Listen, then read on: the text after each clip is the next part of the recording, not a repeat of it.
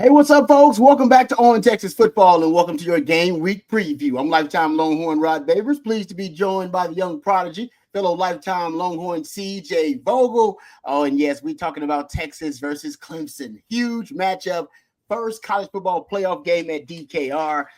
It'll be a fantastic event. I'll be there. CJ will be there. We'll break it down. All the X's and O's and the Jimmies and the Joes. We'll talk about it here in this game week preview.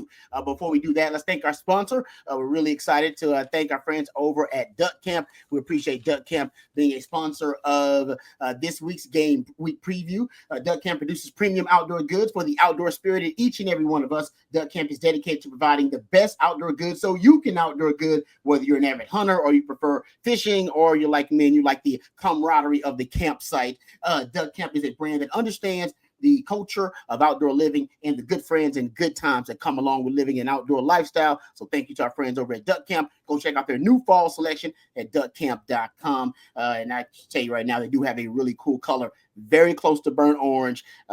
People won't be able to tell the difference. Every time I wear it, people think I'm wearing some Longhorn gear, but it's actually Duck Camp gear, and it's great. So go check it out for yourself at duckcamp.com. All right, CJ, let's not waste any more time. Let's get right to it. Texas versus Clemson. We'll start with that Texas offense versus the Clemson defense on that side of the ball. And let's get your initial thoughts, though, about this matchup before we dive deep into the actual X's and O's and analytics of this matchup. Yeah, it should be a relatively favorable matchup for Texas, right? Clemson can get after the quarterback, but they're not one that's going to keep Quinn Ewers constantly under duress, right? I think with what you're seeing with the Clemson defense, it starts with TJ Parker off the edge, right? 12 sacks, 50 pressures on the year, according to Pro Football Focus. He's the focal point. But Clemson has a pair of really talented linebackers as well. I'm starting to look at ways that Texas can move the football. It looks like it'll be through the air, right? But that's not the recipe for success in my eyes. You have to be able to run the ball. You have to be able to establish that ground game and play that complementary football on the offensive side of the ball. It's exactly what avoided the Longhorns in Atlanta. Yep. As a result, when you get into the tight red and you can't run the ball efficiently, you're stuck.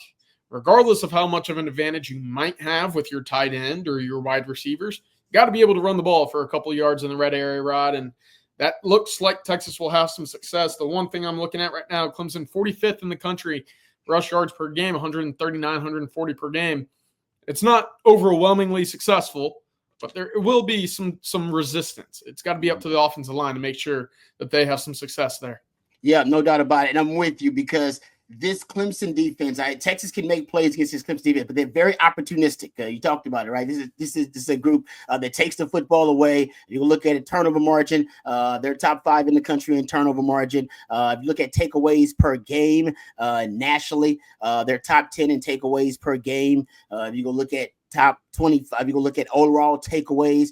They're one of the top teams in the country at taking away the football, and that's what you got to avoid. Got to avoid turnovers. You got to play a clean game. Clemson can make you play an ugly game, a messy game. Top 25 in tackles for loss and in sacks as well. So they're a havoc-minded defense. They create a lot of havoc plays. In order to negate that, if you're Texas, you got to be a balanced offense. You got to be able to run the football. So I'm with you, and that's the question, right? Actually, we've talked about it over and over again on these previews, how Texas running game has been inconsistent, and they had to find their kind of bread and butter concept was in the running game. Find what you can hang your hat on in the running game, and usually it's the wide zone, it's the outside zone. Shout out to Pro Football Focus. They actually had the numbers. Texas actually, if you go look at just outside zone, they're top 10 in the country and run in number of outside zone snaps. So that is their money concept. Just like we thought, they actually have the numbers so you can get the perspective on it nationally. But they're top 10 in running outside zone. And if you go look at Clemson allows around 6 yards per rush on outside zone rushes. To me, that's going to be the key. If Clemson can stop the Texas wide zone, which is they run it about 10 times per game, Georgia was really good at stopping it, stumping it. When they stump it, essentially, it really does disrupt the entire running game. So many of the other concepts, the counters, they're built off of that. And Sark is really good at getting to it, right? They always say less plays, more ways. So, yeah, they only got one really good run concept they love, which is the outside zone, but they get to it in so many ways, through many different formations and personnel groupings. That is going to be one of the key, I think, factors and variables in this game is how they line up and how they defend that wide and outside zone. And if they do, you can bottle the Texas running game. You can limit it. If you can limit it, then you're looking at putting too much on Quinn's shoulders and forcing Quinn to go win the game for you. Not saying he can't, but that would favor, in my opinion, Clemson and their pass rush and their playmakers on defense. Yeah, that would be that one-dimensional approach that Texas has to avoid, especially in this college football playoff where you have to move the ball in a variety of different ways. And for Sarkisian, who we've seen very early, Rod, be very unpredictable with his script, with his play calling, with his personnel. We see some 31 packages. We see some pony package. We see some 12 personnel. It's got to be a variety of ways in which Texas can move the ball. I look at two specifically. The first is attacking Barrett Carter, and I'm saying through the air, right? Mm-hmm. Gunnar Helm, Jaden Blue, Texas routes, Trey Wisner. Attack Barrett Carter. He's allowed the most passing touchdowns of any Clemson back seven player so far this year with 5. And look, I know that linebackers are tougher to mismatch for, but Rod, this was a finalist for the Buckus Award, right? Good football player, but the weakness is in the passing game. Texas can attack him, and I think that they'll look to get Gunnar Helm more involved in the red area, something that they did not do at all against Georgia, right? 78 snaps, only 2 targets, 1 catch for 11 yards against Georgia. Got to get Gunnar Helm more involved. That's kind of who Quinn Ewers has relied on as a safety blanket this year. And then the other one, look, if Texas wants to go deep, if they want to try someone on the outside, I think it's going to be Avion Terrell, the cornerback for Clemson. 5 defensive pass interferences called against him so far this year, most of which being on deeper outside throws. We've seen Texas start to lean back towards having an affinity to just toss up fade balls to Ryan Wingo. We like the corner routes to DeAndre Moore. Look, if that's going to be the case, you're probably going to try to test the guy that's been a bit handsy this year, and Terrell's been that guy for the Clemson Tigers. That's a really good point, and Clemson likes to play man. They play a lot of man, so you'll get some opportunities. Georgia played a lot of man. If you look at the highest man rates, Georgia played Texas, a lot of man. Not that Clemson can do what Georgia can, because Georgia is a unique beast, but they're top 20 in the country in man coverage rate. Now, they could break tendency in this game and play a lot of zone, but that's to me, that is a recipe for disaster against Quinn Ewers and Sark. I mean, they love zone. They eat it up because they can scheme so many guys open. You play man, it allows you to put another guy in the box, try to limit the Texas running game, stop that wide zone and those counters Texas likes to run, and also matching up against an RPO-based passing game, which Texas has a lot of. The best way to defend RPOs is in man coverage, and that's something I think Clemson, prides themselves on. They're young back there on the back end, so I don't know if they can just match up. I'm with you. I don't know if you can match up man for man with Texas wide receivers, considering how deep they are. You ain't got that many. You may have 1 or 2, but you ain't got 4 or 5 like Texas. You don't have the stable. You don't have the stable, right? Rob, which one do you think is more likely that we see Clemson do? Do they add a hat to the box to force Texas to throw the ball more often than not? Or do they drop maybe a linebacker or a safety back to that 3 high look, if they even have it, and say, Texas, if you want to beat us, it's got to be through the ground? Yeah, you got to play games with Quinn. I mean, that's whether you're talking about, what Georgia did and the pre-snap disguise and the pre-snap shells, how they would stem the front, almost for every snap and give the pass protection or at least the run blocking a different look pre-snap and post-snap. I think you have to do that. Yeah. I think Venables did a lot of it 2 years ago with Quinn. I just think that works with Quinn and with Texas. So I think you'll see a lot of that. And I would add another guy to the box. I'd play man and I'd add another guy to the box. You got to stop that Texas running game, because with you're a top 10 in takeaways. You're top 25 in sacks, top 10 in tackles for loss. Man, when you can just have somebody that is a sitting, not that Quinn Ewers is a sitting duck, but he is mostly a pocket passing quarterback in a predictable passing situation, that's when you can get exotic with your pressures. That's when you can throw out the simulated pressures. That's when you can really you can isolate your guy TJ Parker on whoever you think is the best matchup on the Texas offensive line. If the Texas running game is working, all of that is out the window. None of your disguise matters. None of your exotic pressures matter. Your simulated pressures don't matter. TJ Parker is, less of, and he's still pretty good against the run, but he's less of a weapon. It's all about taking away the run game first. And that's how I think that is how you're going to start to beat Texas because you got to force Texas into predictable passing situations. And so that's kind of what I would do if I was Clemson. I try to stop that wide zone, and I would play man, and I would put that extra guy in the box and say, all right, Quinn, if Quinn's going to beat me, that's, that there's a good chance that if the running game is working, the entire offense is working. But if you can take away the running game, Quinn may go off, but Quinn also may have some mistakes and make some bad decisions. And I think that's what Dabo is going to plan on. I completely agree, which makes the opposite side of the ball even more interesting, right? And to me, when you talk about the Texas defense and the Clemson offense, it's all about that first quarter. Clemson's top 2 in the country in first quarter scoring points per game, 10.7. Texas, number 3 in the country in defense in the first quarter at 1.7 points allowed in the first quarter. They've only allowed, Rod, 10 points over the last 5 matches in the first quarter. How do you see this shaking out? Is it really just who wins the first quarter, or what's going to be that variable that you're looking for as the game progresses? Yeah, that's crazy. And as good as Clemson is in the first quarter, they're just as bad. In the fourth quarter.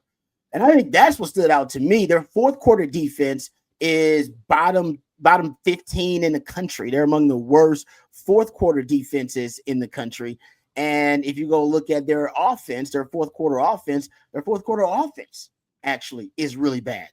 They're among bottom 20 in fourth quarter offense as well.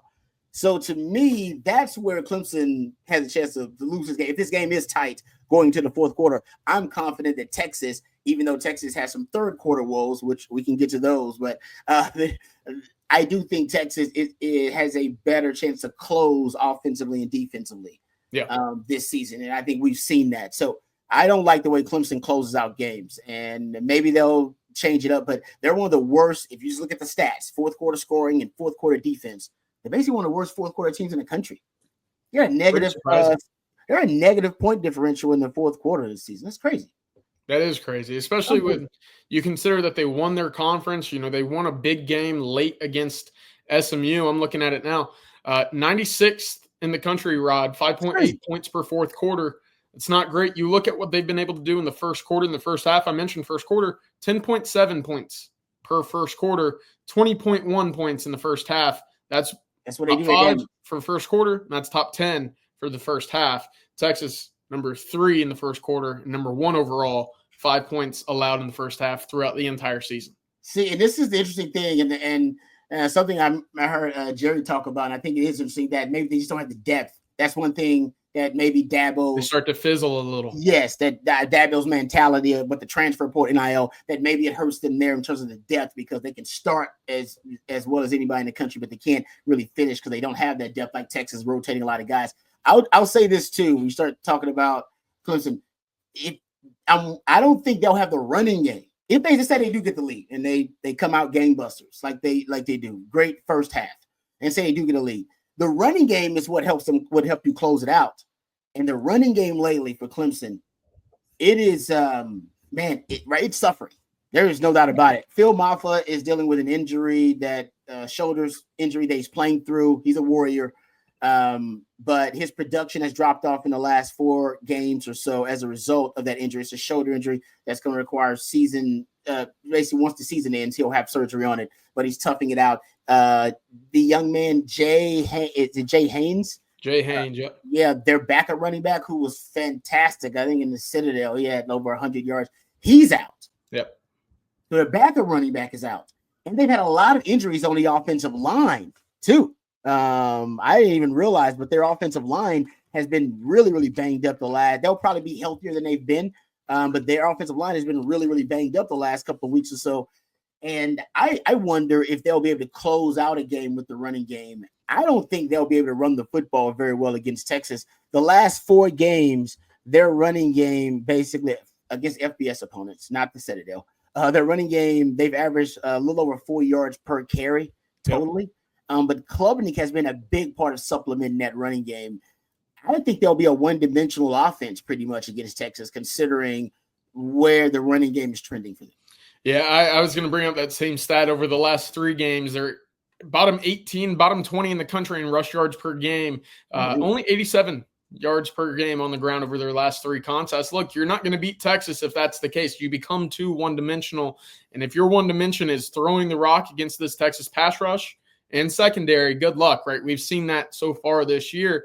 The thing is, and, I love Cade Klubnik. I'm a big fan of his. I've loved him since high school. Been a big fan of his competitiveness. That's not a guy that's going to go down easily. Yeah. But he's going to have to be borderline superhuman to come out there and win this game for Clemson. With the way that we've seen Texas approach running quarterbacks, they've done tremendous jobs at containment on the edges, whether it be Trey Moore, Barron Sorrell, Colin Simmons. They'll still flip the switch and come get you in the pocket. But when they look at, hey, I'm not going to get to the quarterback, it's basically get perpendicular with the line of scrimmage, and this is the wall you're not going to cross. And that's exactly what's been successful so far. Of course, you're going to have the speed in the middle with an Anthony Hill, Leon Glafau, David Benda if he's on the field. That's going to be very key in containment and also kind of just the chase down of Cade Klubnik. Because look, he's going to get free once or twice. That heck of an athlete. Ran the 200 at Austin Westlake. Big-time competitor. Will lower his head as well in the open area. But if you're going to be a team that tries to throw the football repeatedly on Texas, you're in for a bad night, I think. Yeah, I don't think they're going to be able to run the ball. And I'm not saying that to be arrogant. I'm just looking at their running game. I mean, against Virginia Tech, they averaged 3.6 yards per carry. Pitt, 2.1. SMU, was it 2 yards per carry? South Carolina, they averaged a little over 4 yards per carry. They just haven't been able to run the football against those defenses, which are capable. This is the best defense in the country at home. With an extra week to prepare. So I think they're going to be a one-dimensional offense. I think it's going to have to be Cade Klubnik putting the cape on and playing a lot of hero ball. I expect his rush attempts to be easily double-digit design runs for him. I don't know what his career high in rush attempts is, but I expect him to be approaching it. I expect him to move the pocket a lot. I would move the pocket, get away from that rush. They just announced that Trent Howard, who was one of their backup left guards, who was starting because Elijah Thurman, another interior offensive lineman, went out for the season. Both of those guys were out for the season. They got multiple guys, Marcus Tate, Tristan Lay, who were dealing with injuries earlier on. You may see some young guys like freshmen out there or some freshman offensive linemen just in the rotation because they've had so many injuries. Maybe because of the extra week, they're healthier, but going up against arguably one of the best, if not the best, pass rush or havoc-wreaking front seven in college football, that is not a good sign to have a lot of offensive linemen that you've been rotating and what they've basically been doing is trying to piecemeal it the last couple of weeks since they've had all the injuries. That's a bad place to be. So I don't think they'll have a running game. I expect them to run a lot of empty, just like Georgia did in the second half, and have the quarterback run game be a part of that. And I expect them honestly to take some shots downfield. Their wide receivers are good. Yep. I like Antonio Williams. Yeah, and they got some size on them. They got some size for wide receiver. Yeah, Antonio Williams, Bryant Wesco, Texas fans should be familiar with Bryant Wesco from the Texas area. Look, between the two of them, you're sitting right around 1,500 yards and 15 touchdowns. It's pretty darn good. Wesco's sitting at 18 yards per reception on the year as well. Yet tells you a little bit more about his ability down the field. I also like Jake Brenningstool. You know, the tight end has 7 touchdowns on the year, 45 receptions. Much like how Gunnar Helm is kind of that focal point in the red area, Clemson likes throwing to their tight end there, and that's something that I'm looking at in this one as well. So Bryant Wesco, TJ Moore, the two to watch when it comes to the deep shots. Wesco averages 14 yards down the field per target. TJ Moore is right at 13.2. That's kind of where I'm looking to say, okay, if they're going to test the safeties, if they're going to test a cornerback, it's going to be to Bryant Wesco. It's going to be to TJ Moore. And more that underneath, I need a 3rd and 7 completion. That's going to go to Antonio Williams. Yeah, I mean, if you're looking at just explosive plays, based on explosive plays, 20-plus yards or more, whether you're talking about passing plays or rushing plays, this is the most explosive offense Texas has faced. Oh, yeah. They're top 10 and 20-plus yards allowed. Or, 20-plus yard plays. Yeah, Texas, of course, is actually, if you look at number 2 in 20-plus yard plays from scrimmage. But Clemson, they are top 10 as well. They're right there at number 10, actually, in 20-plus yard plays. So this is an explosive offense. And Texas, I think Arkansas is the next most explosive offense they face. They're right in the top 20, I believe, or right outside the top 20 in explosive plays. So if he has time, he has a beautiful deep ball, by the way. If he has time, I do think they may be able to win a couple of one-on-ones downfield against Texas. The question is, does he have time? More than half the sacks they've allowed this season have come in the last 4 games versus FBS opponents. While they've been reshuffling the offensive line, they've had injuries on the O-line. I just don't know if he'll have that kind of time against this group, but we'll see. He may be able to buy himself some time, rolling out of the pocket, extending the pocket. Man, it's gonna Cade Klubnik. This is the game. If he's gonna get drafted, wherever his draft status is, this NFL scouts are gonna put this game really high, if not the highest, on the kind of the evaluation report. Because if he can make plays against this defense in DKR after a week of preparation, man, give that man his props. Because he's a top 10 quarterback right now. He's playing like it. I completely agree. And fortunately for Texas, they've seen this blueprint. They've seen this mold of offense before. Now it's about executing the game plan that's been successful before. Yep. No, I'm with you on that. It does scare me a little bit, but I do think the Texas run game is working. Texas takes care of the football because this team is a really good turnover margin team, top 5 in the country. That's how they win games. Texas takes care of the football, and they take it away because Klubnik only has 5 interceptions. And this is a team that, they take care of the football, but Texas takes the football away. That's going to be, I believe, another huge storyline in this matchup as well. All right, any closing statements? And do we want to give a score prediction? You can if you want to, but any last closing predictions or thoughts on the matchup? Yeah, hey, score prediction's still in the algorithm, Rod. We're still working on it, but I will say I think Texas runs away with this one late. I think that, again, you just see the Clemson team just kind of fall apart in fourth quarters. For whatever the case, they got outscored 17-3 against SMU, and really they're kind of bailed out by a 57-yard field goal as time expired to win that ACC championship game. So I do think if it's close early on, it's not necessarily a panic moment for Texas because you've seen the history of Clemson in the fourth quarter. With that said, playing at home is going to be a big factor. The weather, in my eyes, is a big factor for the Longhorns. This is not one where you look at the other playoff games around the country saying, whew, wish we had that weather, right? Because it's all going to be parkas, bundled up, some snow everywhere. Not Texas, 60 degrees, great football weather. I think that's going to play into what Texas wants to do offensively. And, just being at home, familiarity is there. Yep. First half, I think, could be really entertaining because you got 2 of the best first half teams in the country. Yeah, it'll be a big clash right there. Right. I think first half, and Clemson will be fresh. Like we said, they kind of fade as the game goes on, but I think that first half is going to be crazy. Considering Texas has been one of the worst third quarter teams in the country the last 4 games, and Clemson arguably is bottom 15, one of the bottom 15 worst fourth quarter teams in the country, and they have been all season long. The second half could get messy and ugly.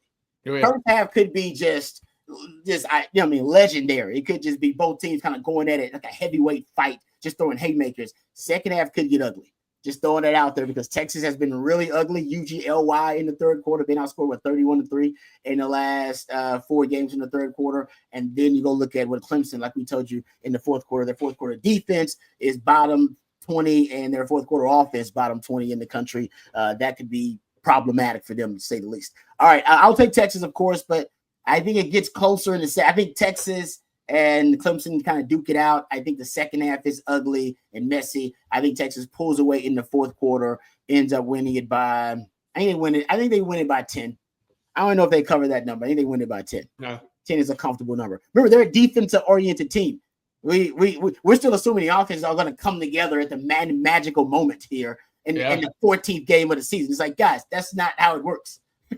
24. I've said it for about 2 or 3 weeks now. 24 points, my magic number for Texas. If they do that, they'll win. They'll beat Clemson. They'll be playing Arizona State. Love that. Let's thank our friends at Duck Camp one more time before we end our game week preview. Duck Camp produces premium outdoor goods for the outdoor spirit in each and every one of us. Duck Camp is dedicated to providing the best outdoor goods so you can outdoor good, whether you're an avid hunter or you prefer fishing or you like me and you like to hang out around the campsite and enjoy the great outdoors and the camaraderie of the campfire. Duck Camp is a brand that understands the culture of outdoor living and the good times and good friends that come along with living an outdoor lifestyle. Check out their new fall selection today at duckcamp.com. Thank you very much to Duck Camp. And thank you, CJ, for all of the knowledge. Appreciate it. And thank you guys out there for watching and for listening. And next week, Hopefully we'll have another game week preview. I don't want to jinx things. I'll just say hopefully we'll have another game week preview. That's definitely what CJ and I are predicting. So for CJ and for our friends at Duck Camp, thank you guys for watching and for listening. And until next time, hook 'em horns. You're welcome.